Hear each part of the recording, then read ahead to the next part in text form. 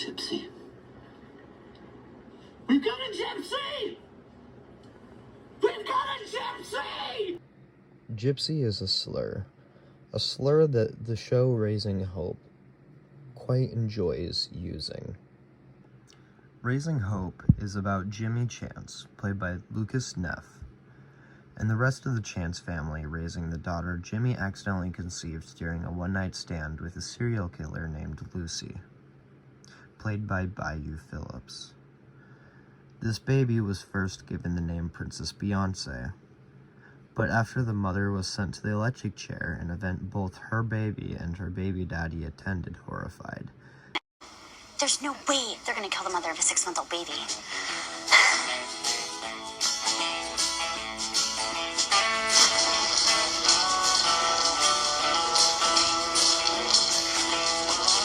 Jimmy would rename the child Hope, of the title Raising Hope.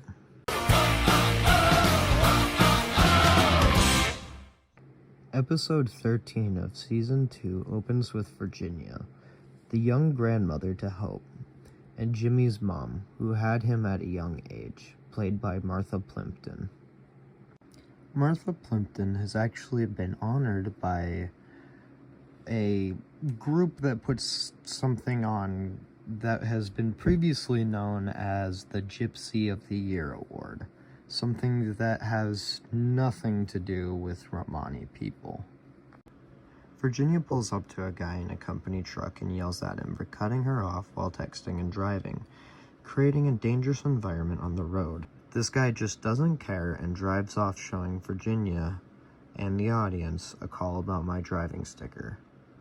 Virginia, trying to remember this number, rushes home to her landline, because it's 2012 and the Chance family is poor, so that's pretty normal still. This brings us into the home, where Jimmy is making a marshmallow puff sandwich because it's the quietest sandwich to make, while talking loudly about this fact. Jimmy is trying to be quiet because Bert, played by Garrett Dillahunt, oh no, he's hot! the husband, father, grandfather character, yells about it being too loud and is freaking out over a spread out pile of taxes for his small yard care business. Bert's stress causes him to be bossy and rude to Hope for stepping on her seat. Virginia yells at him to stop being bossy and rude while also being bossy and rude, locking her own great-grandmother, a character named Mama, played by Cloris Leachman, who owns the house and has dementia, out on the porch with Hope. Bert argues Virginia doesn't understand the stress of having their own business, and a side character, Barney, to help Bert with the paperwork, and Virginia feels she could be her own boss and starts to worry about growing old without an accomplishment like that. This is where we start to come up on the subject of this essay. Sabrina, played by Shannon Woodward, is the love interest for Jimmy in the show, a girl he met while on the way to pawn stuff to buy baby things for his new child. At this point in the series, she has a boyfriend that's at college away from the town they live in called Natesville. His name is Wyatt, played by Ryan Doom. Earlier in the episode, Wyatt tells Sabrina that he wants to go to Africa for an internship, and kind of demands she comes with him, not really hearing her say she's not sure, brushing it off by saying she won't be able to resist him. Wyatt is this college frat douche kind of character. Virginia and Sabrina talk about their issues with the men in their lives, and Virginia wanting to be her own boss, but not sure what to do for a business. Then Sabrina says she and Wyatt are going to see her sidekick, because she doesn't know what she wants. She invites Virginia to come with to see if the sidekick can help. The scene cuts to a new establishing shot outside the psychic's home/business, a beat-up, dirty old mobile home with dirty old kids' toys up front behind a rusty fence, 2 dirty old warped wood chairs around a sun-bleached beach table, and 2 plastic chairs, one dressed with a bath mat that looks stepped on, with dirty shoes. A makeup box sits wide open on the table, and a trike with missing wheels sits behind it. In the far back, a broken playhouse. All of this framing a red sign that says Psychic Reader, in papyrus font and flowers painted around it. You can hear a baby crying, and then you hear the psychic scream at it to shut up back there. Despite, for some reason, the closed captions saying children laughing, which in the next cut to scene, there is predominantly children laughing. This is a 3-second scene establishing the main characters moving to this location. The camera switches to inside, and things only get worse. The camera brings us inside, where the psychic is yelling at several more children while smoking.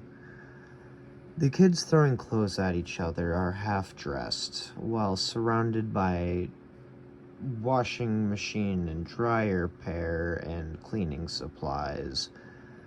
These kids are older than the crying was before and are kind of screaming. They also are all different races than the psychic. The psychic, played by Artemis Pebdani, goes on to say she's watching her neighbor's friends' kids, even though these children obviously live here. An implication that she stole the kids. This picture is very fleshed out and detailed in its bigotry and anti-Romani ideas. The place is dressed with beaded curtains, a zodiac calendar, flowers, candles, stones, a red clothed table with an Indian-like design, and Tara on the table too. Wyatt is wearing a dashiki, giving Elon Musk, if you get what I mean, and the sidekick is wearing a costume of a Romani woman, big gold rings with stones, many necklaces with big stone pendants, loose flowing flower patterned clothing, and scarfing with moons and suns on them. For a moment we see a red boa scarf, something commonly used in association with sex workers in media, another racial stereotype and objectification and systemic oppression of Romani women. After the reading, the psychic also tries to sell them crystals. This is all written and framed as a scam that Sabrina buys into, and Virginia sees all of this and decides to dress in a costume of a Romani woman. And now we wait for the idiots. Virginia is wearing flower patterns, long flowing skirts, hooped gold earrings, a lot of gold and silver jewelry. One of the necklaces even has a pendant of protection against the evil eye on it. Virginia starts to fake tarot readings to scam and manipulate others in the community. We see that Sabrina's psychic changes their mind, and so does Sabrina in going to Africa. This causes Jimmy to turn to his mother for help, who has been manipulating and scamming members of the community for her own means. Under the appearance of a Romani woman, Virginia uses her newfound ability to manipulate others to try and convince Sabrina into almost leaving Wyatt before he gets hit by a car. This was all set up by a chain of lies that Virginia had told, making her feel that she might actually be psychic. But besides her newfound feeling of psychic ability, she wants... Through the show Raising Hope, they use the slur gypsy quite a lot, predominantly the character Mama, who is known to use the adjective and slur dirty gypsies to describe her family. This is so much a defining trait of hers that we see this in the pilot of the show. Okay, just promise me that that's your baby. Oh, I promise.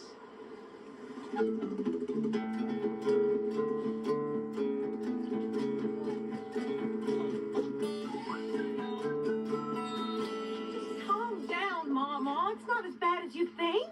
What's going on? She's lucid. It's been almost 5 minutes. Whoa, that is a long one. So, you're telling me that I just let all of you live in my house free? Unbelievable. It's Jimmy. Hello.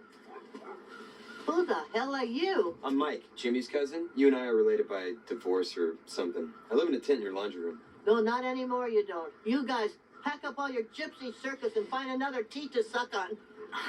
You're kidding me. His shopping cart got stolen when he was in the pawn shop. Oh, man.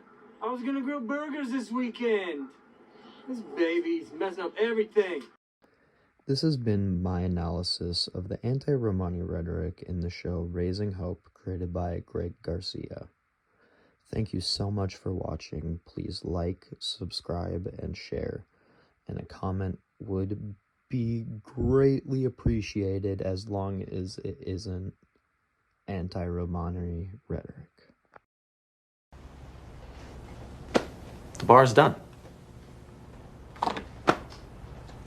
Well, hang on a second. Actually, it's we're not actually, done. we're still in We're here. still here. Shh. Just let me.